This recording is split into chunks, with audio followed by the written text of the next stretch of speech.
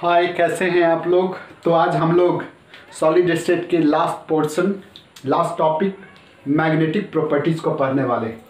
तो magnetic properties of solid, magnet वाला properties solid में।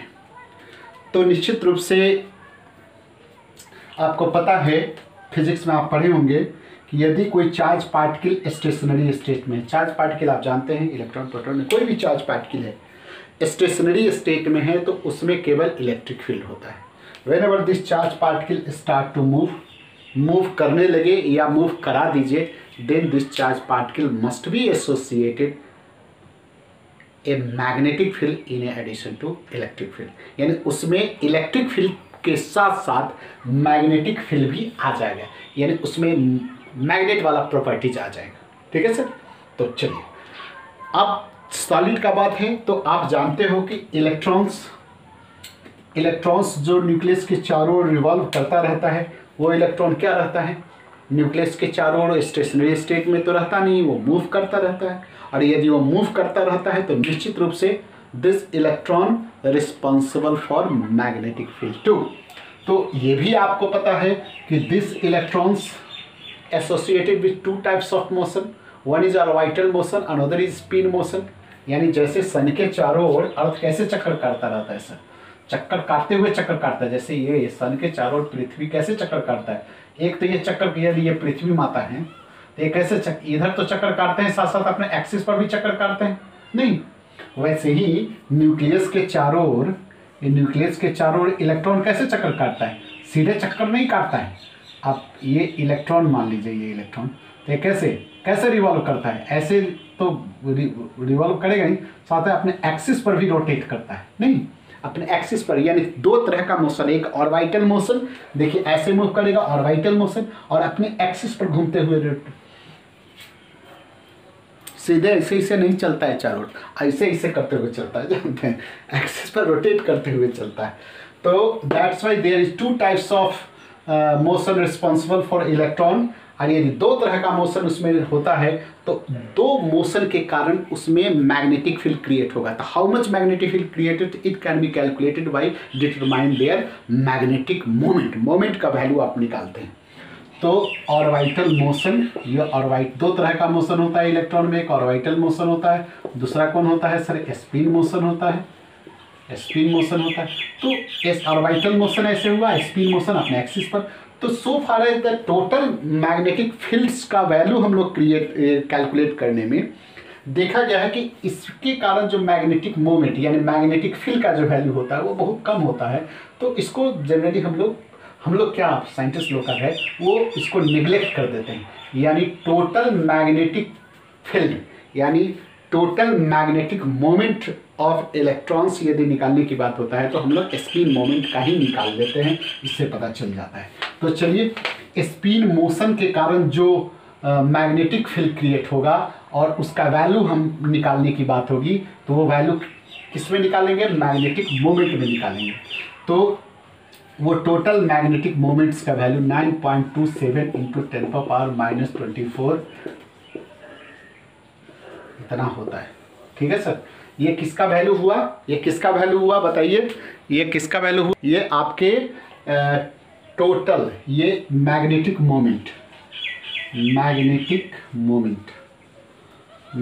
मोमेंट्स का वैल्यू हुआ। और इस मैग्नेटिक मोमेंट में मेनली समझिए दिस इज द कंट्रीब्यूशन किसका है, स्पिन मोमेंट्स का ही है। ठीक है। ये स्पिन मोमेंट कितना मैग्नेटिक मोमेंट्स का वैल्यू है sir, 9.27 × 10⁻⁻24 ampere metre square.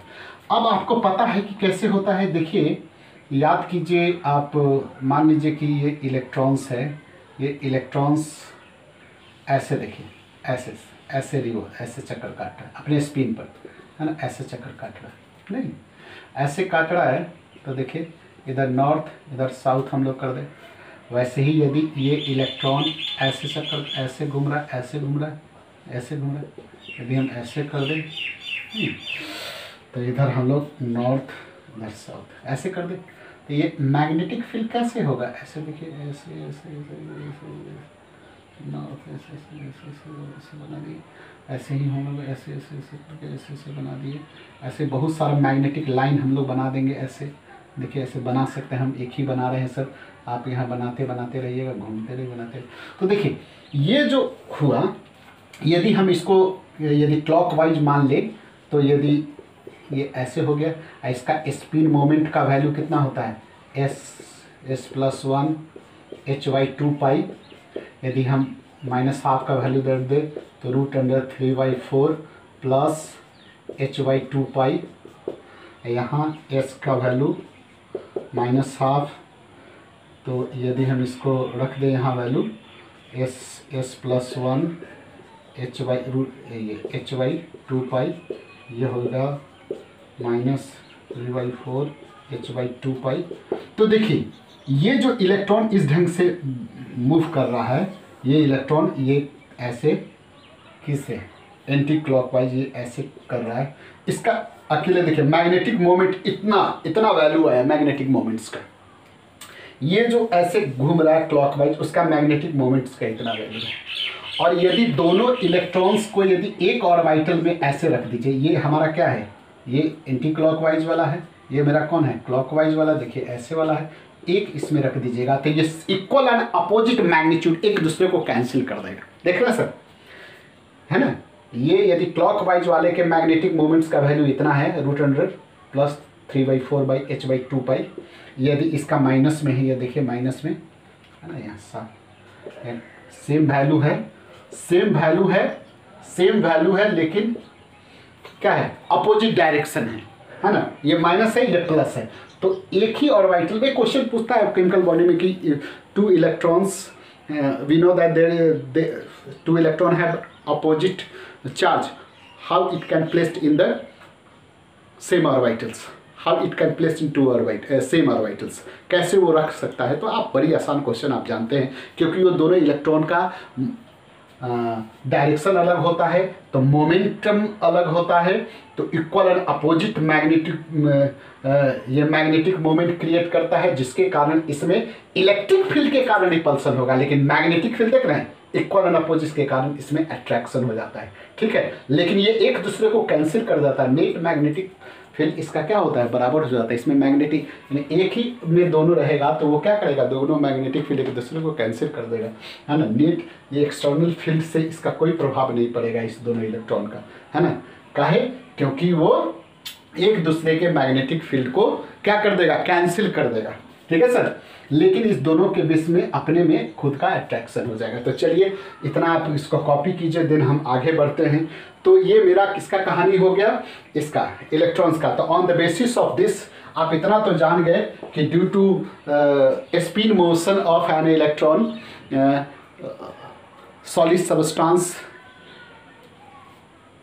Can have a different magnetic properties, and therefore on the basis of magnetic property the solid substance classified into several types, है ना। तो several types में क्या कहता है कि डाईमैग्नेटिक सब्सटेंस, जिसमें पहला सब्सटेंस को हम लोग क्या बोलते हैं डाईमैग्नेटिक सब्सटेंस, दूसरा मैग्नेटिक सब्सटेंस,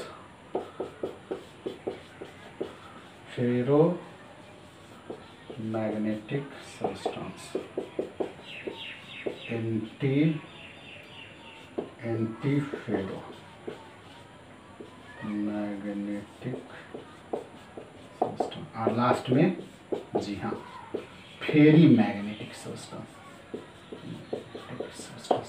तो चलिए इसको कॉपी कीजिए, आप समझ गए होंगे। अब लगता है ये आप एटॉमिक स्ट्रक्चर में आप स्पिन क्वांटम नंबर में इसको थोड़ा सा देखेंगे, हम उसी को यहाँ लगा करके आपको समझाए हैं। एंड चलिए आगे हम लोग ये बारी बारी से ये देखते हैं कि ये आखिर होता क्या है। चलिए कॉपी कीजिए। चलिए तो हमने लिखा है डाईमैग्नेटिक सब्सटेंस। डाईमैग्नेटिक सब्सटेंस का क्या है, सो देखिए डाईमैग्नेटिक सब्सटेंस वैसे सब्सटेंस जिसमें कोई अनपेयर्ड इलेक्ट्रॉन नहीं हो, यानी वैसे सब्सटेंस जिसमें जितना भी इलेक्ट्रॉन्स है सब पेयर्ड हो। ये वीकली रिपेल्ड बाय मैग्नेट होता है, और due to pairing of electron they cancel their magnetic moments and therefore net magnetic moment become 0। तो चलिए लिखते हैं, क्या लिखे,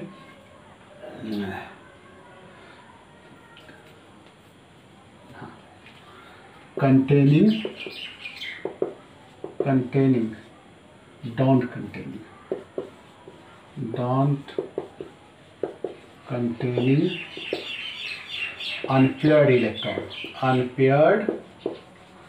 unpaired electrons, जिसके कारण that is all paired, odd paired electrons में होता है। ठीक है सर, तो ये क्या होता है, weakly repelled by magnet in magnetic field due to pairing of electron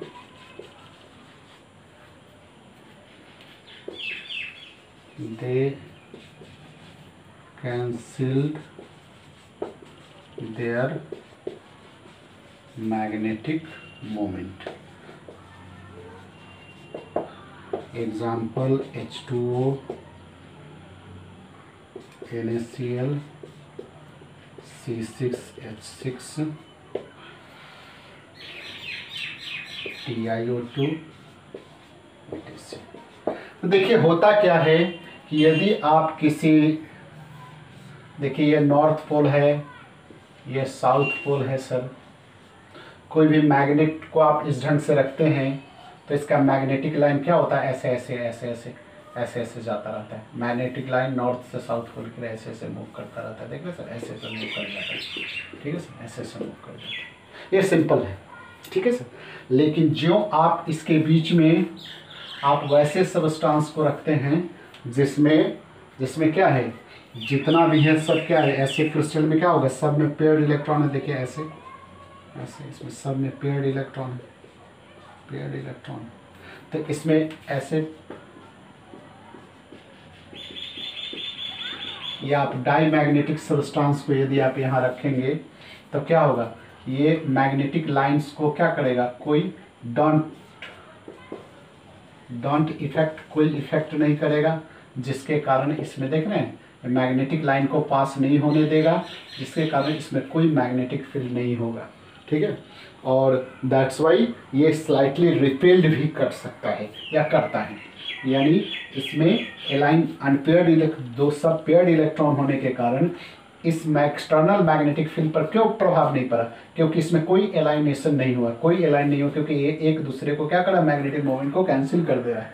that's why there is no effect on external magnetic field and slightly it repelled by magnet due to absence of unpaired electron, and here example is H2NaCl66। तो ये simple है, then इसको copy कीजिए, then हम आगे बढ़ेंगे paramagnetic. इसको copy कर लीजिए 1 मिनट में। नेक्स्ट है मेरा paramagnetic substance, paramagnetic substance. Paramagnetic substance में जो प्रॉपर्टीज होगा उसको पैरामैग्नेटिज्म कहते हैं। ठीक है सर, तो इसमें कहता है containing unpaired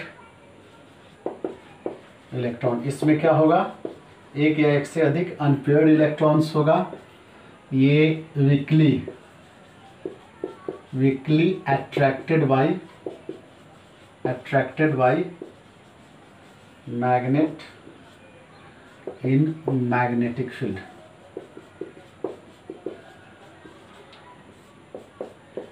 easily loses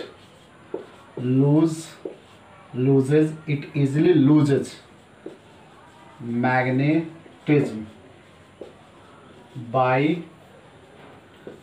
removal external magnetic field।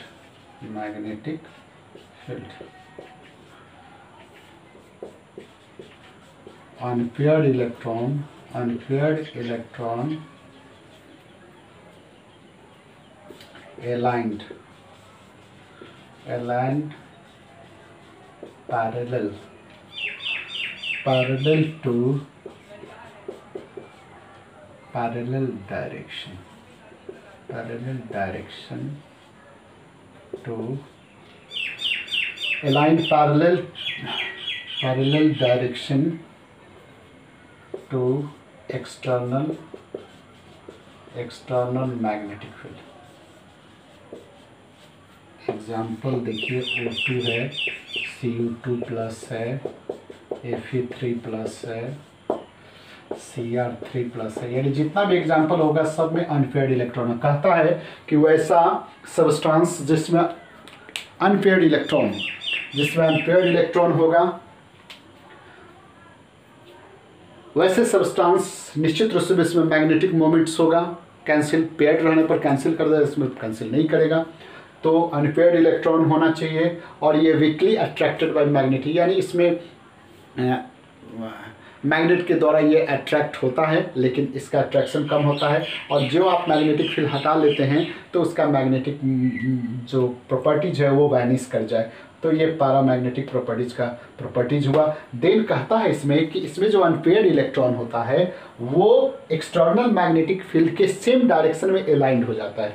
Unpaired electron align parallel direction to the external magnetic field, external magnetic field है ना, एक्सटर्नल मैग्नेटिक फील्ड के पैरेलल डायरेक्शन में वो अलाइन हो जाता है। तो देखिए हम क्या कहना चाह रहे हैं, सो देखिए यदि आप देखिए इसको हम लोग नॉर्थ है, इसको एक्सटर्नल मैग्नेटिक फील्ड यदि हम बनाए सर ऐसे, ये नॉर्थ है, ये मेरा नॉर्थ डायरेक्शन वाला है ना, ये मेरा साउथ डायरेक्शन वाला है। तो आपको पता है कि ये मेरा ऐसे ऐसे मूव करता रहता है, ऐसे ऐसे नॉर्थ से हम, ये मेरा क्या है मैग्नेटिक लाइन है, ऐसे ऐसे मूव करता रहता है। ये आप नॉर्मल केस में ऐसे ही होता है। अब जब हम ये पैरामैग्नेटिक सब्सटेंस यदि डालेंगे तो पैरामैग्नेटिक सब्सटेंस डालेंगे तो क्या होता है, सो देखिए ये देखिए ये पैरामैग्नेटिक सब्सटेंस है। तो पैरामैग्नेटिक सब्सटेंस जो पेयर्ड है, वो पेयर्ड की बात हम नहीं कर रहे हैं सर, ये पेयर्ड की बात हम नहीं कर रहे, ये तो ये सब तो समझ रहे हैं, ये क्या है सब एक दूसरे को कैंसिल। जो अनपेयर्ड इलेक्ट्रॉन है, देखिए ये अनपेयर्ड इलेक्ट्रॉन, मान लीजिए ये अनपेयर्ड इलेक्ट्रॉन, ये अनपेयर्ड है ना, तो ये देख रहे हैं ये पैरेलल का मतलब क्या हुआ, ये इसका मतलब है कि ये जो है मेरा ये नॉर्थ है और ये मेरा साउथ है, इसको हम ये ऐसे दिखा रहे हैं। तो क्या हो गया, ये इस लाइन को क्या कर रहा है, ये इस लाइन को हेल्प कर रहा है इस डायरेक्शन में जाने में, देख रहे हैं ये पैरेलल, देख रहे हैं इसका ये टेल को, हम ये टेल को क्या मान रहे हैं, मान लो ये हम मान रहे हैं इसको, टेल को क्या मान रहे हैं नॉर्थ डायरेक्शन में, हेड को क्या मान रहे हैं साउथ डायरेक्शन में, हेड को क्या मान रहे हैं साउथ डायरेक्शन में। तो ये क्या देख रहे हैं, इसका जो अनपेयर्ड इलेक्ट्रॉन है, ये अनपेयर्ड इलेक्ट्रॉन्स पैरेलल अलाइंड है to the external magnetic field. Parallel का क्या मतलब है, इसका टेल जो है, इसका टेल नॉर्थ डायरेक्शन में, इसका हेड जो है किधर साउथ डायरेक्शन में है, and that's why this unpaired electron align parallel to the external magnetic field and therefore magnetic line easily across through it, that's why it shows a magnetic properties। Clear sir? तो ये आपका कहानी है किसका, लेकिन ये कौन शो करेगा, केवल अनपेयर्ड इलेक्ट्रॉन वाला, पेयर्ड वाले में ऐसा बात नहीं होगा। ये बात दिमाग में आप बैठा लीजिएगा। और यही तो नहीं था डाईमैग्नेटिक में अनपेयर्ड इलेक्ट्रॉन, जिसके कारण वो क्या था सो आपको पता ही है ना। तो दैट्स ये है पैरामैग्नेटिक सब्सटेंस। आप इसको कॉपी कीजिए, देन आगे बढ़ते हैं, कॉपी करिए। नेक्स्ट वन है मेरा diamagnetic substance, magnetic substance, diamagnetic substance. और डाईमैग्नेटिक सब्सटेंस में जो प्रॉपर्टीज होता है आप जानते हैं, इसमें क्या होता है डाईमैग्नेटिक। तो इसमें क्या है सो देखिए, एक strongly attracted by magnet, strongly attracted by magnet in magnetic field,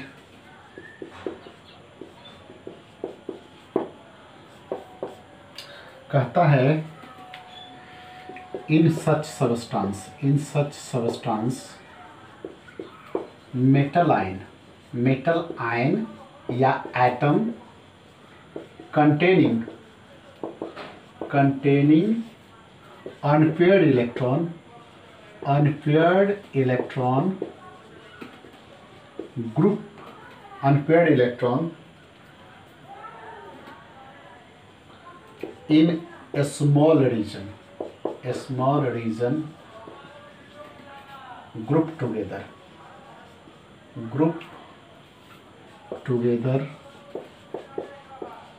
is called domains.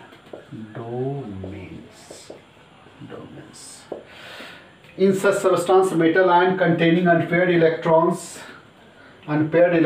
group together, ऐसे कर दीजिए, group together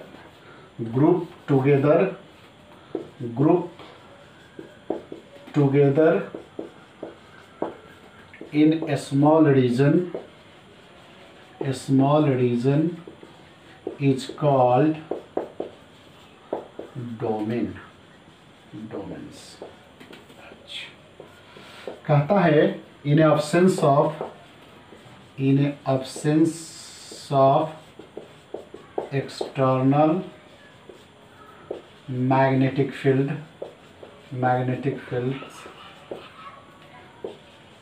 metal, अच्छा ठीक है, these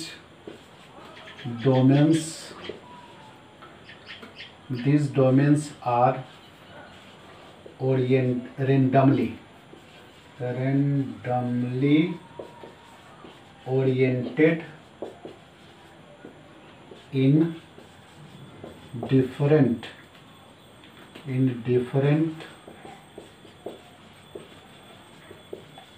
direction, thus magnetic moment get cancelled. However, in a presence of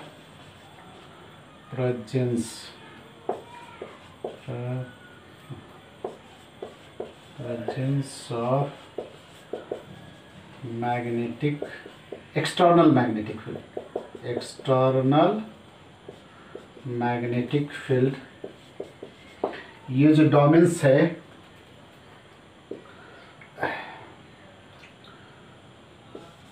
domains get oriented in a direction of external magnetic field.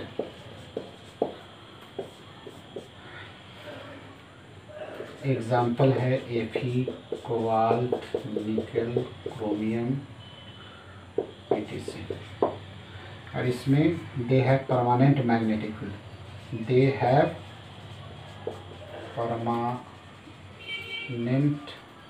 Permanent magnetic properties.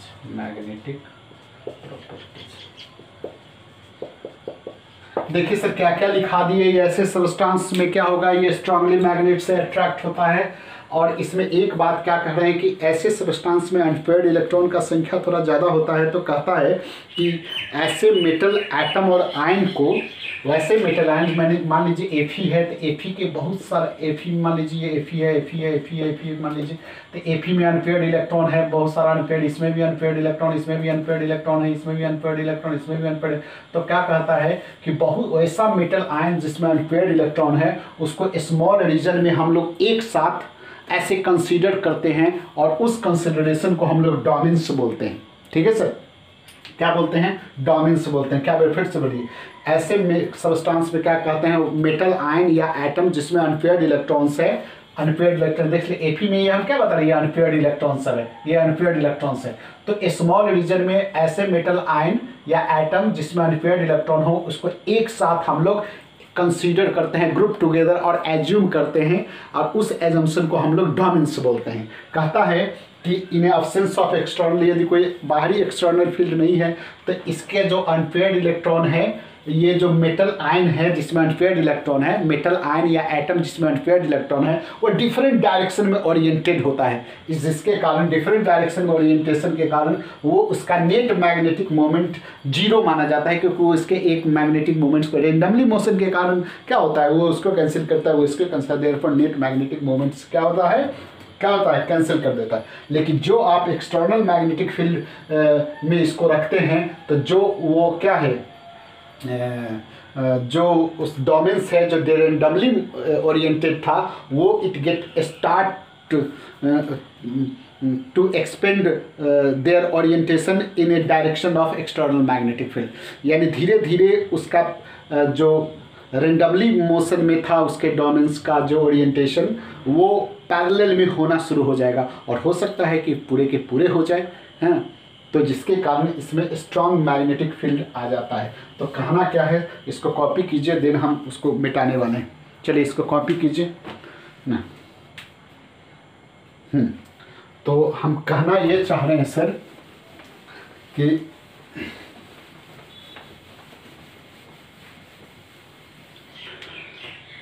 देखिए ये है,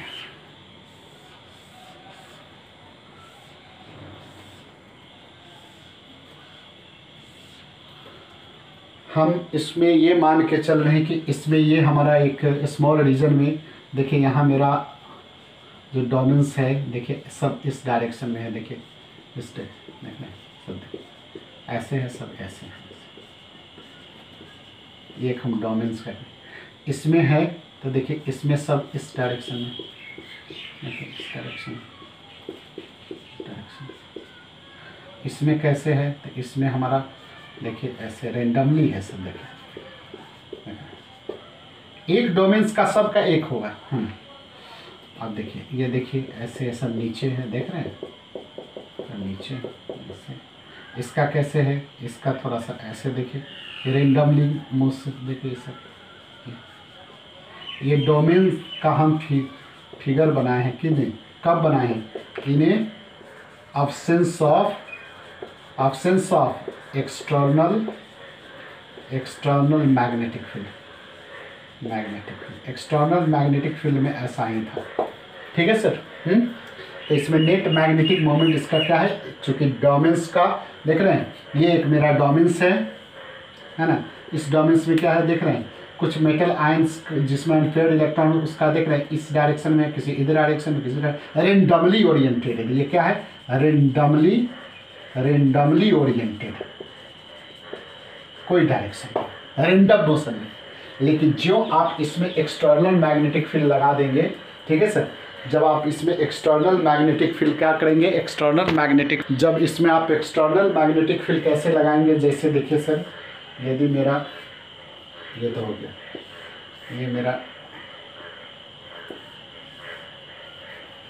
ये नॉर्थ है, ये भी मेरा साउथ है, इसको हम यदि हम यहाँ ला के रख दें, ठीक है सर, यानी in presence of external magnetic field, यदि हम इसको यहाँ के ला के रख दें तो इसका कहानी क्या हो जाएगा, सो देखिए ये इसमें के डोमेन्स जो है ओरिएंटेशन पैरेलल शुरू कर देगा, किधर शुरू कर देगा, देखिए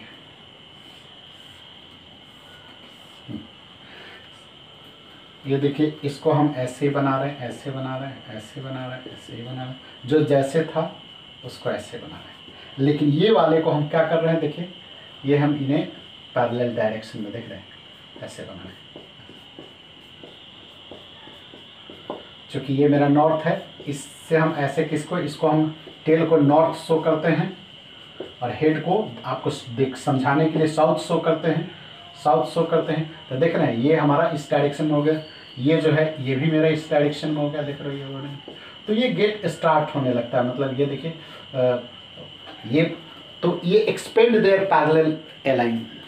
whenever this domains randomly oriented वाले को हम एक्सटर्नल मैग्नेटिक फील्ड में डालते हैं, तो इसका जो डायरेक्शन है डोमेन्स का वो पैरेलल होने लगता है और धीरे धीरे वो एक्सपेंड करता है पैरेलल अलाइंस को।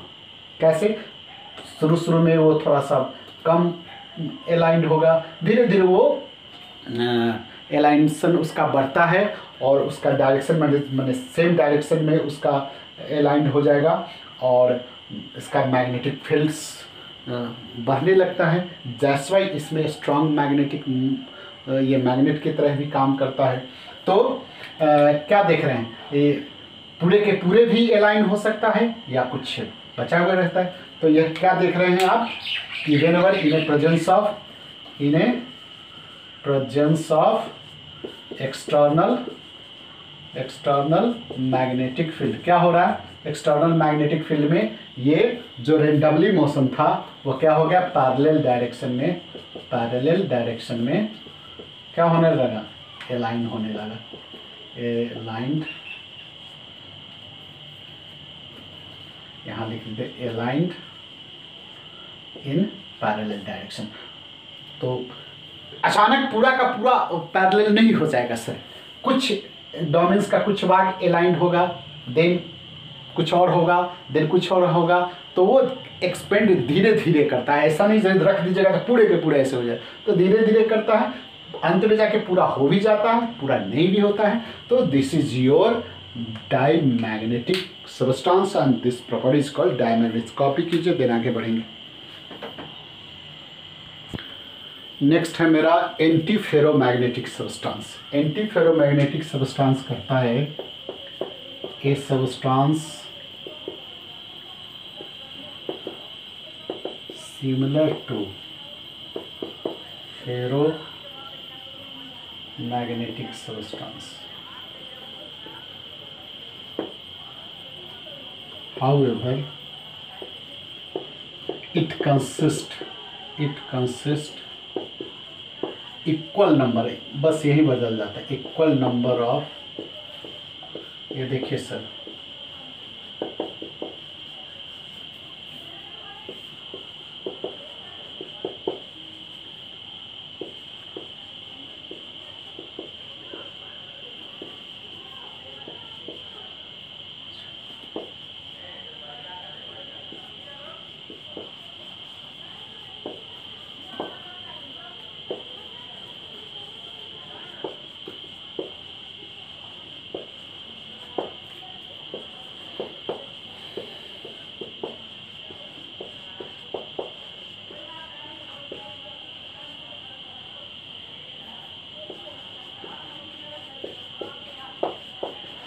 देखिए, कहता है ऐसा सब्सटेंस जो फेरोमैग्नेटिक सब्सटेंस के जैसा है, लेकिन इसमें बदकिस्मती क्या है कि it consist equal number of oppositely oriented domains.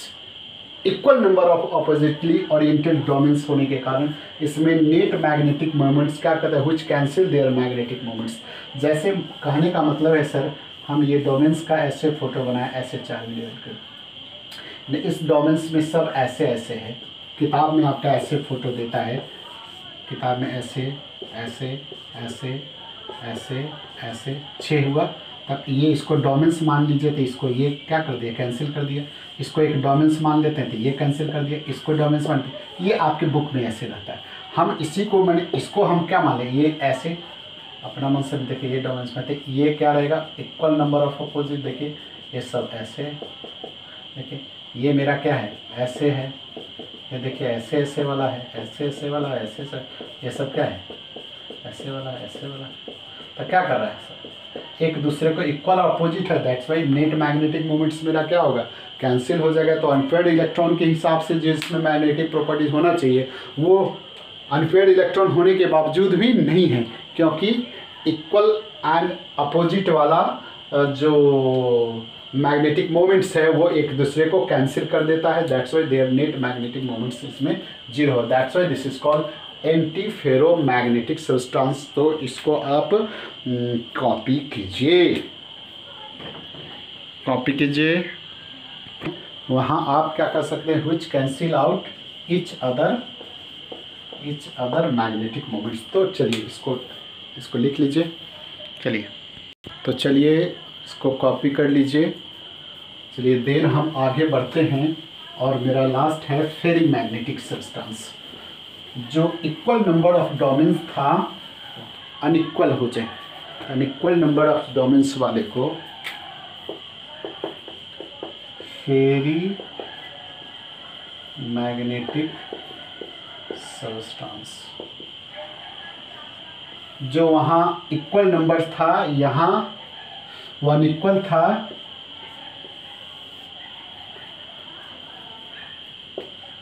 A substance containing unequal number of oppositely oriented domains. Thus,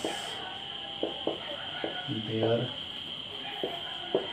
net value of magnetic moment less than expected value. Example है Fe3O4 ऑन। एक चीज़ याद रखिए, on heating high temperature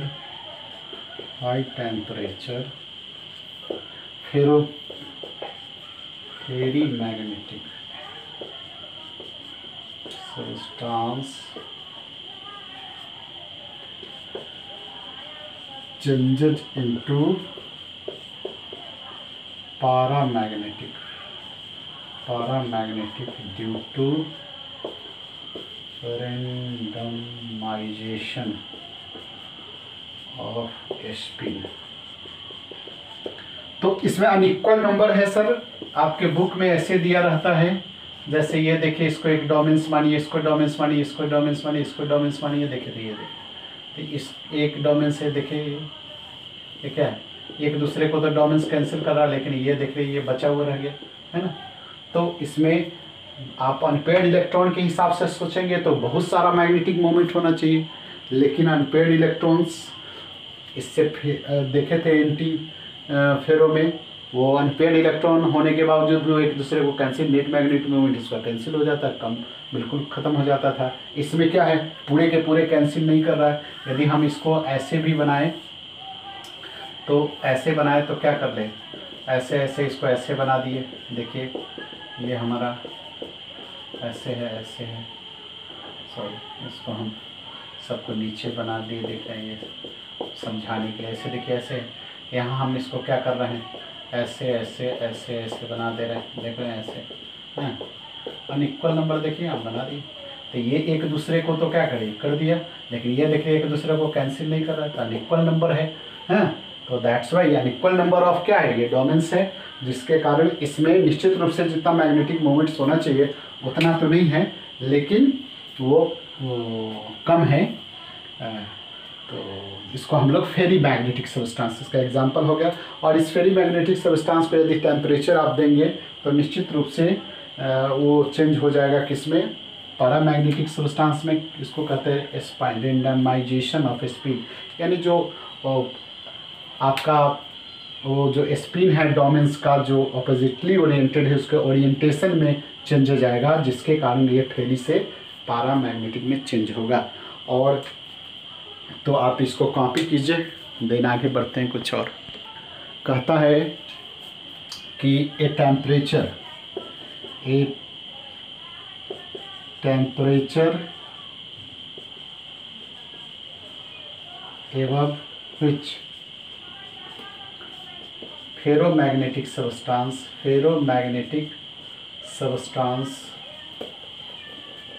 loses their ferromagnetism, माने अपने character को loose कर दे। वैसे टेम्परेचर ए पार्टिकुलर टेम्परेचर कहिए, ए पार्टिकुलर